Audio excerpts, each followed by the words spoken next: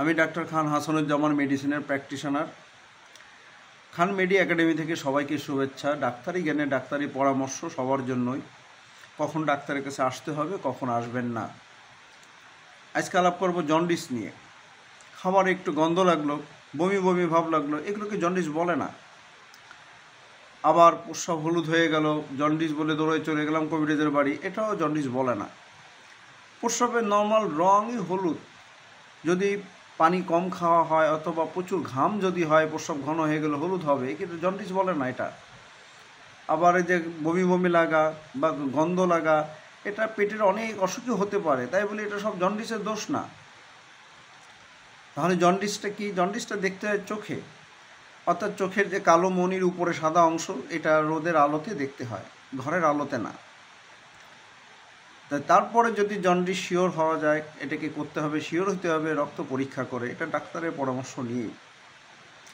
Jaundice যদি হয়ও, তার চিকিৎসা কবিরাজ না। কবিরাজ মাথায় পট্টি পরালো, গলায় মালা পরালো, হাত ধোয়াই দিল, ডাবের পানি খাওয়াই দিল, এটাকে বলা হয় অপচিকিৎসা।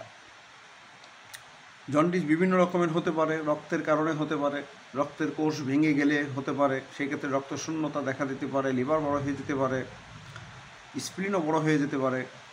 তো এগুলো ডাক্তারের পরামর্শে চলতে হবে।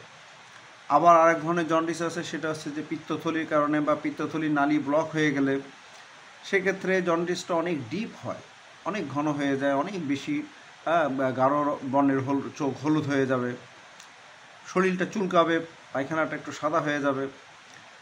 এক্ষেত্রে অবশ্যই আল্ট্রাসোনোগ্রাম করে ডাক্তারের পরামর্শ নিয়ে ব্যবস্থা নিতে হবে। আর জন্ডিস আছে লিভারের জন্ডিস, যেটা অনেক ভাইরাস, জন্ডিসের অনেক ভাইরাস আছে, সেই সমস্ত ভাইরাসের কারণে হতে পারে, কিছু ওষুধের রিয়াকশানে হতে পারে।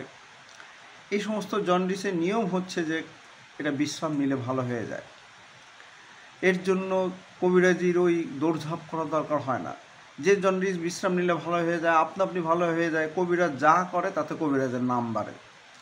বেলাইনে যাওয়া যাবে না, লাইন মতন আসুন, কী কারণে জন্ডিসটা হলো সেটা খুঁজুন, তার চিকিৎসা নিন, ভালো থাকুন।